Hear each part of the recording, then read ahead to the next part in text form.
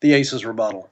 In an attempt to develop a new rebuttal to presuppositional apologetics, we have developed the following argument that we call the Ace's Rebuttal. We encourage anyone to copy and use it as you see fit. As we are sure you are aware, the presuppositional argument hinges on the apologist demonstrating that any honest individual must admit to himself or herself the only knowledge that we can ever be sure exists is that of our own consciousness. In short, they force their opponents into the position of a solipsist.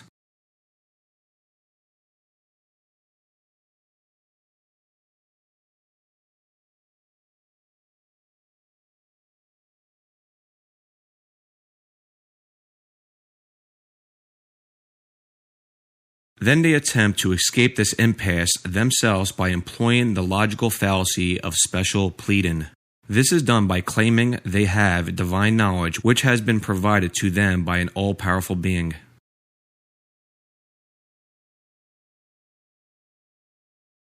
Let's examine how most conversations progress with these types of apologists. Live Life 8072 will take on the role of the skeptic. Negation of P will act as the apologist. Okay, Mr. Skeptic, please provide me with one piece of information you know to be true. Sure, Mr. Apologist. I know the Earth revolves around the Sun. Could you be wrong about that?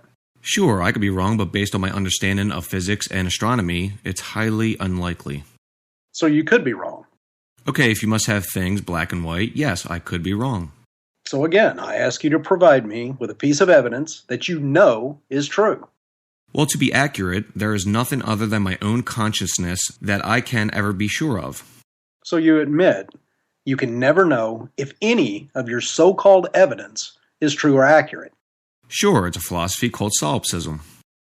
Since you admit everything you know could be wrong, there's really no point in going any further with our conversation about your evidence. Okay, Mr. Apologist, I ask you the same question. Can everything you know be wrong as well?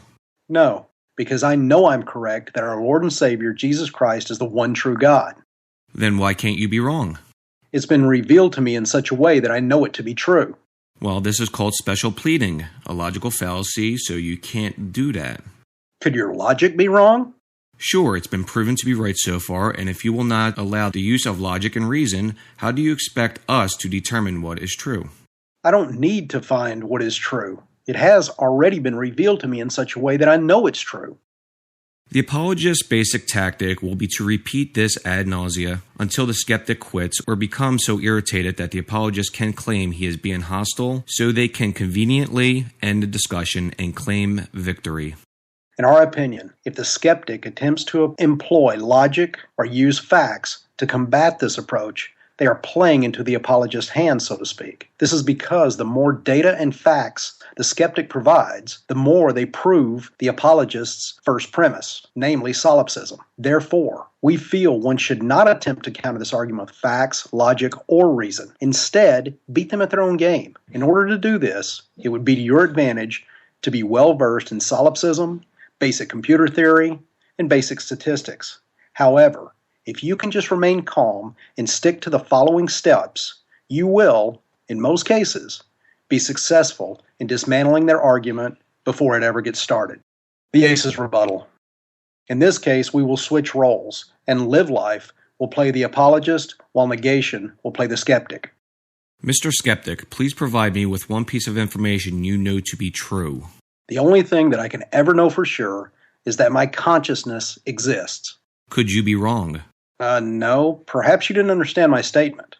Again, the only thing that we can know for sure is that at the present time, my consciousness is in existence and self-aware. Therefore, from an epistemological standpoint, solipsism is the only honest answer to any question of knowledge. Don't you agree?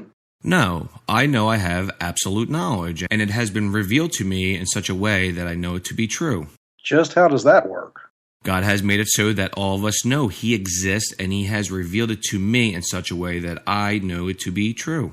So you're saying an external source, God, bestowed absolute knowledge to you. Don't you think an all-powerful God could reveal something in such a way that we know it to be true?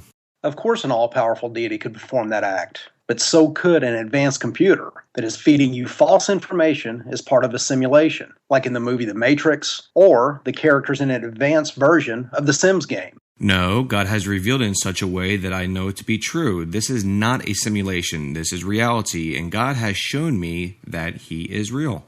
You mean the computer has convinced you that God is real? No, God is real. You mean you're part of a simulation, and the computer is feeding you data that would suggest God is real. But just like me, in reality, you can never know for sure. I choose to live in reality. If you want to live in your little fantasy world and ignore the God you know is real, you will be going to hell when you die. But I have a question for you. If you truly believe you can know nothing and that everything could be no more than a computer program, why do anything? Why do you even eat?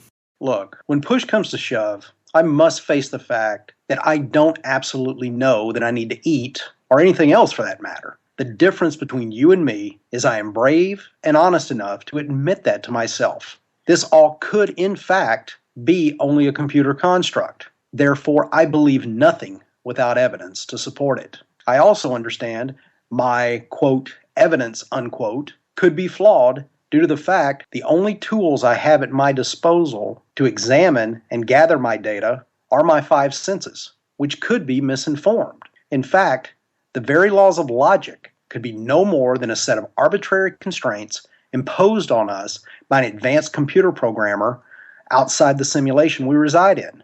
However, these laws, my senses, and the scientific method are the best way I have, so far, of determining the best way to cope with my perceived reality. You, on the other hand, cannot accept this fact, for if you did admit it, it would completely destroy your religion's hold on you.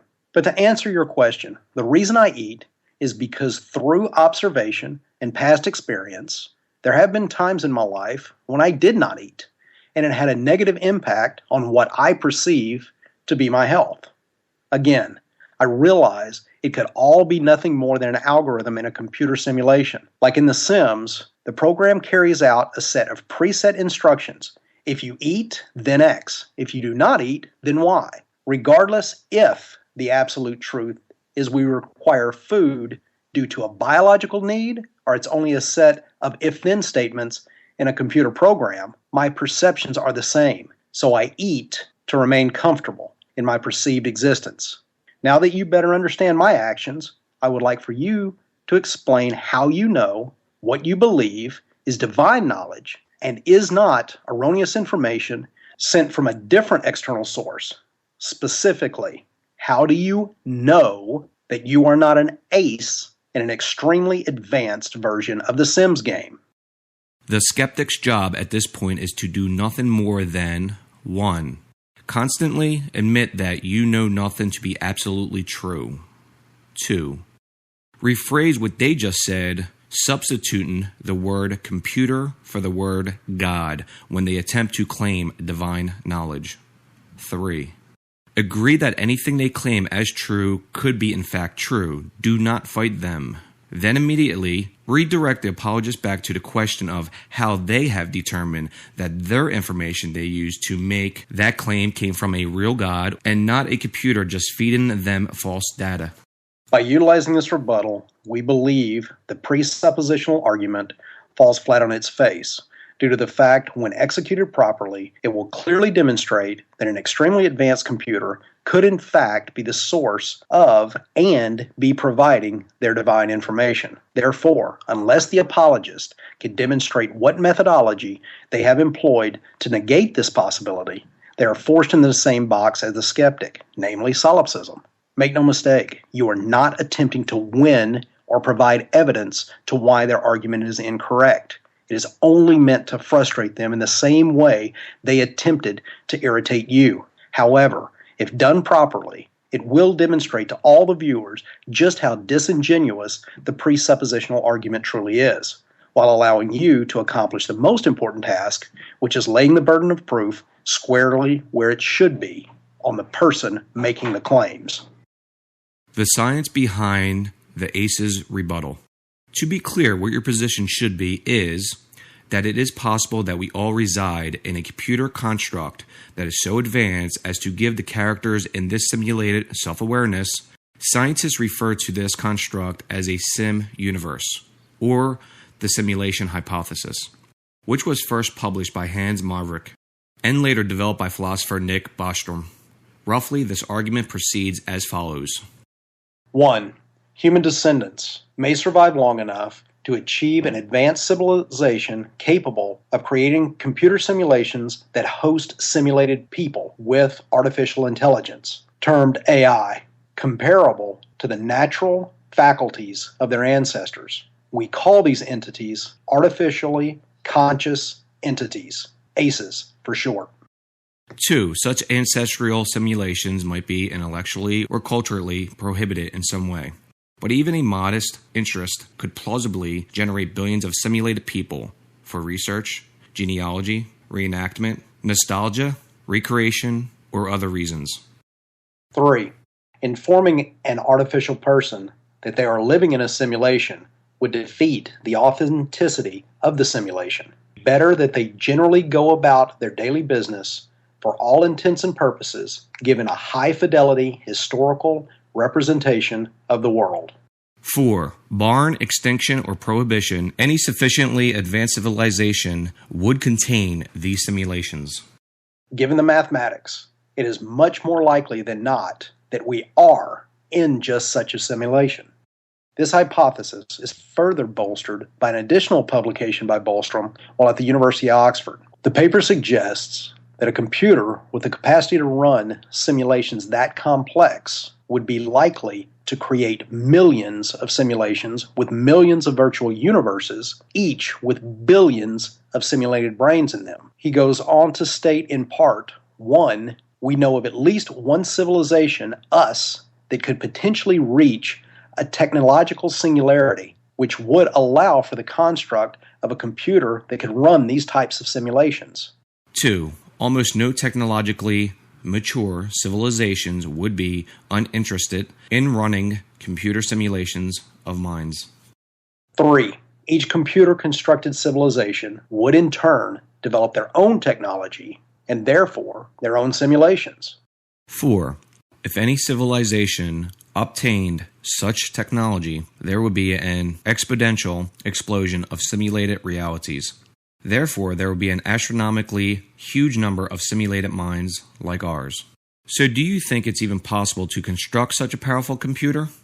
Amazingly, the answer seems to be yes. According to the research done by Dr. Seth Lloyd, the principal investigator at the MIT Research Laboratory of Electronics, who also directs the Center for Extreme Quantum Information Theory, XQUIT for short, states that his research indicates we could have a whole universe simulated in a computer within the next 600 years, provided the computational power increases according to Moore's law. If this prediction holds true, it is conceivable that we could, and most likely would, use such computing power to produce simulations that would have characters that are self-aware, or to be more accurate, he feels we will one day create artificially conscious entities, ACEs.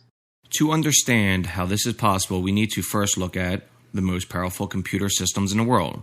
Supercomputers are ranked by the total number of petaflops they can achieve. A single petaflop is equal to 1 quadrillion calculations per second, or 1,000 trillion operations.